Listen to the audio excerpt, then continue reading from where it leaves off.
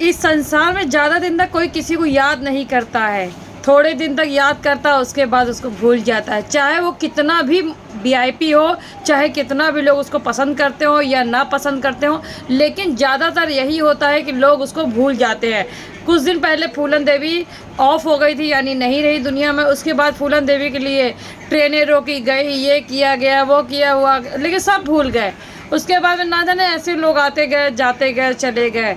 अब इसी प्रकार मनीष कश्यप सच्चाई के लिए उठा रहा था या झूठ के लिए उठा रहा था, बातें पता नहीं, लेकिन अभी वो कहता है मैं फौजी का बेटा हूँ।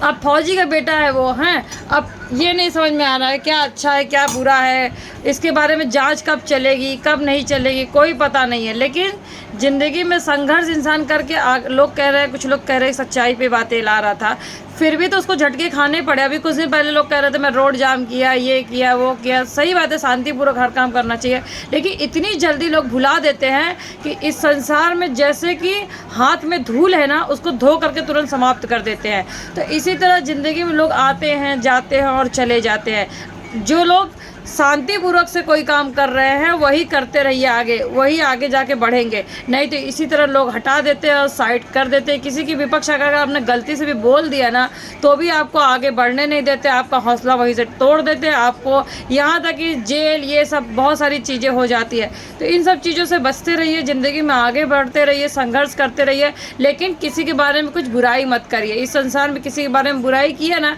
तो वो आपका ही गड्ढा खोद देते हैं। तो इस संसार में सच बोलना भी गुनाह है, और झूठ के लिए रास्ते में जितने चोर हैं वो ज़्यादातर खुलेआम घूमते हैं, लेकिन उनका कोई कुछ कर नहीं सकता। कुछ दिन पहले मोबाइल पर्स चोरी हो जाते हैं और लोग घूमते रहते हैं, बहुत करते हैं, पकड़ में एक आध दो आते हैं कभी, लेकिन उनको कोई ऐसी सज़ा नहीं मिलती कि ताकि जिससे वो कभी कोई काम गलत अगर हुआ है तो उसके प्रति वो कोई काम ना कर पाए आगे, लेकिन उनको भी छोड़ दिया जाता है। तो क्या करेंगे, इस संसार में सब इसी तरह, ये समझ में नहीं आता क्या अच्छा है क्या बुरा है।